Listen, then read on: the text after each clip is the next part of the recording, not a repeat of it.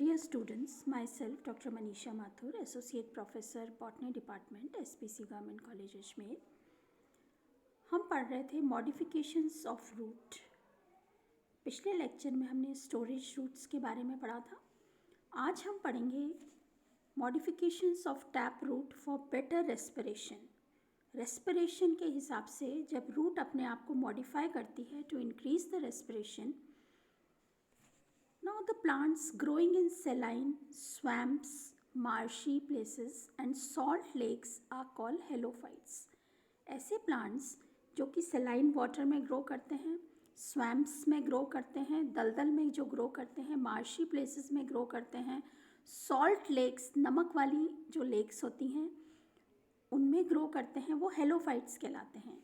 ऐसे plants उनके अंदर जैसे उसका example है rhizophora.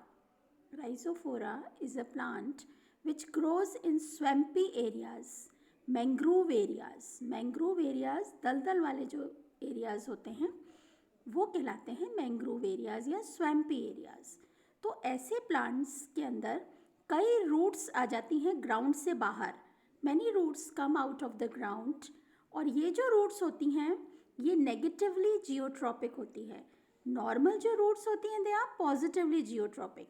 But these roots in mangrove plants they are negatively geotropic क्योंकि ऊपर आ रही हैं and grow vertically upwards. Such roots are called pneumatophores. In roots को कहते हैं pneumatophores. They help to get oxygen for respiration. इनका काम होता है जो एटमॉस्फेयर है बाहर उससे ऑक्सीजन को लेना. The roots appear like conical spikes coming out of the water. ये आप देख सकते हैं इसमें pneumatophores conical spikes की तरह से रूट नज़र आ रही हैं जो कि मैंग्रोव प्लांट्स के आसपास में ग्रो कर रही हैं. And they look like conical spikes coming out of the water. They occur in large numbers near the tree trunk. पेड़ का जो तना होता है उसके आसपास में ये रूट्स नज़र आती हैं. Exposed root tips possesses rhizophora minute pores. छोटे छोटे pores होते हैं इनके अंदर. इन roots में छोटे छोटे pores होते हैं जिसके थ्रू roots रेस्पायर करती हैं या रेस्पिरेशन करती हैं. इनको lenticels भी बोलते हैं.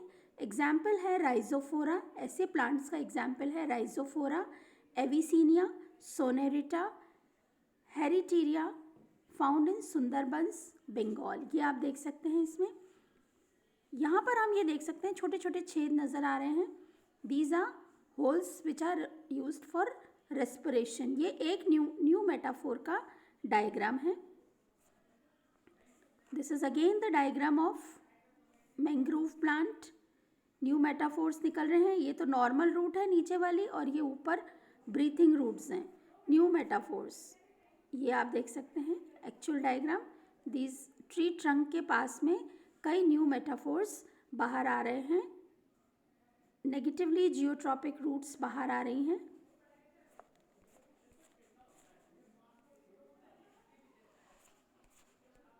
अब ये जो न्यू मेटाफोर्स हैं ये ब्रीथिंग रूट्स हैं जो कि मार्शी प्लेसेस में ग्रो करते हैं which can not obtain sufficient oxygen for respiration. ये वर्टिकली इरेक्ट ग्रो करती हैं. ये नेगेटिवली जियोट्रॉपिक होती हैं. अब इनका टीएस अपन देखें. ये इनका टीएस है. इस न्यू मेटाफोर का टीएस है. इसके अंदर अपने को जो रीजन्स नज़र आते हैं सबसे आउटर मोस्ट जो रीजन है that is cork. Outer most layer is cork which is formed from cork cambium developed from the outer layers of the cortex. Cortex के आउटर लेयर्स से कॉर्क बनता है. Cork is made up of few layers of cells which have the presence of लेंटीसेल्स. आपको नज़र आ रहा है इसमें लेंटीसेल. ये ऊपर लेंटीसेल दिख रहा है. These are pores. They help in the exchange of gases. अब सेकेंड जो लेयर है कॉर्टेक्स वाली जो लेयर है in the cortical tissues many air chambers are formed. ये हम देख सकते हैं बड़े बड़े एयर चेम्बर्स पाए जाते हैं कॉर्टेक्स में. The outer cortical layer is chlorenchymatous. बाहर वाली जो लेयर होती है कॉर्टेक्स की वो क्लोरेनकाइमेटस होती है. चूँकि एरियल है ऊपर की तरफ आ रही है बाहर आ रही है इसलिए इनके अंदर क्लोरोप्लास्ट पाया जाता है and help in photosynthesis. Multi radiate sclereids are also present in the cortical region. Cortical region में स्क्लेरीड्स भी पाई जाती हैं. Sclereids are also found either singly or in groups which provide support and mechanical strength. Some lignified and slightly curved spicules are also present on the proximal end of the root which provide the mechanical strength. ये roots चूँकि hard होती हैं तो ये hardness इनमें कहाँ से आई? It is due to sclerids. Third next point है कि एंडोडर्मिस पाई जाती है. Barrel shaped cells. एंडोडर्मिस का हमेशा कैरेक्टर होता है.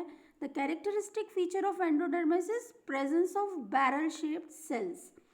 The barrel-shaped cells are found, endodermis is found, single layer of endodermis. Next is pericycle. Pericycle is made up of an outer single layer of parenchymatous cells. Pericycle parenchymatous cells की बनी हुई होती है outer layer, and next 2 to 3 inner layers of sclerenchymatous cells. नीचे वाली जो cells होती हैं वो sclerenchymatous होती हैं. अब जो प्राइमरी जो वेस्कुलर बंडल्स होते हैं ये कॉन्जॉइंट होते हैं, कोलेट्रल होते हैं, ओपन होते हैं एंड एंडार्क होते हैं या एंडार्च होते हैं and are arranged in the rings. Ring में अरेंज्ड होते हैं vascular bundle. Secondary growth is seen due to the activity of cambial ring. Loosely arranged layer of pith is present in the centre. ठीक है, तो ये जो हैं respiratory roots, ये इसका टीएस है. रेस्पिरेटरी रूट का न्यू मेटाफोर का टीएस है. This is the TS of new metaphor.